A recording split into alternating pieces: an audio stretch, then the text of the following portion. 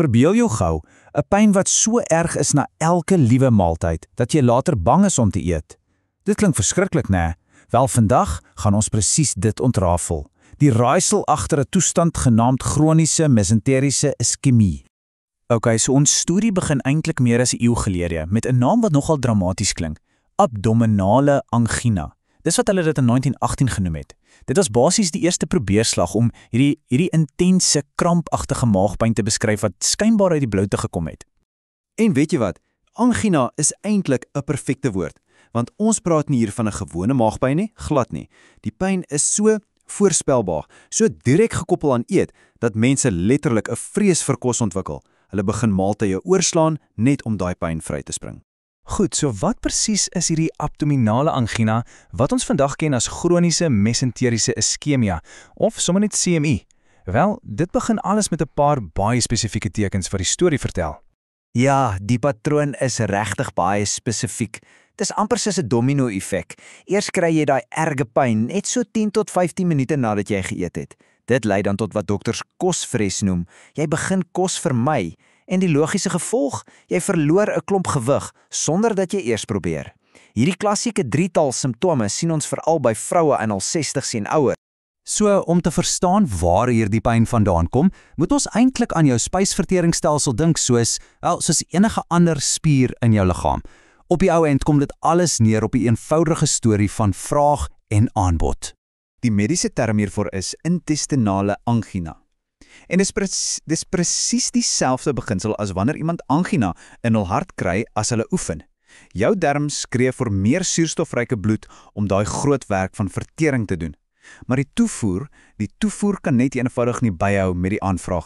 Kyk, dink gou hieroor. Selfs wanneer jy net rustig is, op 'n leë maag, is jou spysverteringsstelsel nog steeds besig. Dit gebruik 'n volle 20%, dis 1/5 van al die bloed wat jou hart met elke klop uitpomp. Maar die oomblik wat jy eet, dan gaan daai aanvraag deur die dak. Jou spysverteringsstelsel roep vir versterkings en bloedvloei skiet die hoogte in. Skielik word tot 35% van jou hart se totale uitset soontoe herlei, net om daai maaltyd te verwerk. Okay, so, wat gebeur as die bloed nie vinnig genoeg daar kan uitkom nie? Wel, in 90% van die gevalle is die skuldige aterosklerose. Dis maar net 'n fancy woord vir plaakopbou wat die are vernou. Dink daaraan soos die brandstoflyne na jou darmes wat verstop raak. Die bloed kan eenvoudig net nie vinnig genoeg deurkom na 'n ete nie.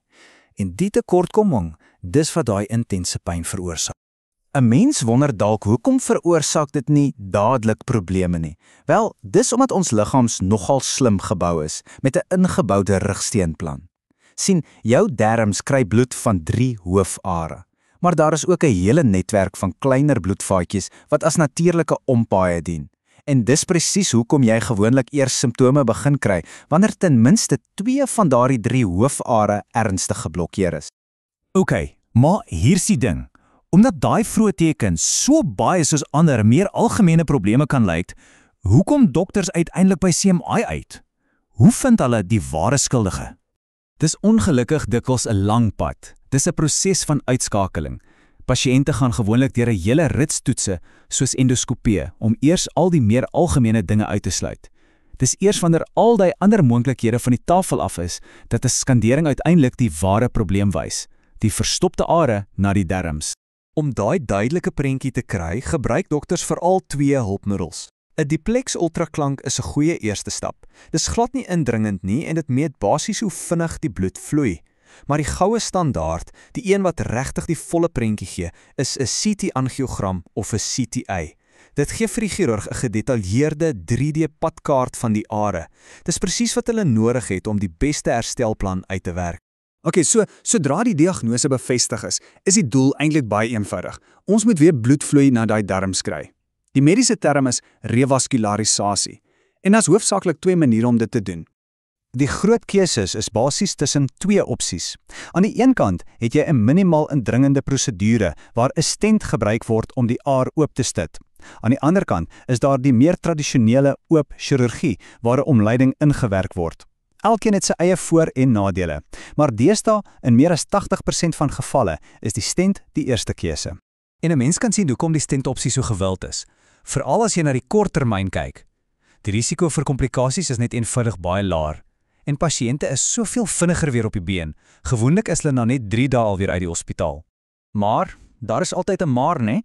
Oop chirurgie, ja, dis 'n groter operasie aan die begin, maar dit is geneig om 'n meer duursame langtermyn oplossing te wees.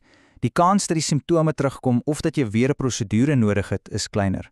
So die keuse kom regtig neer op daai balans. 'n Vinniger herstel nou teenoor iets wat moontlik langer hou.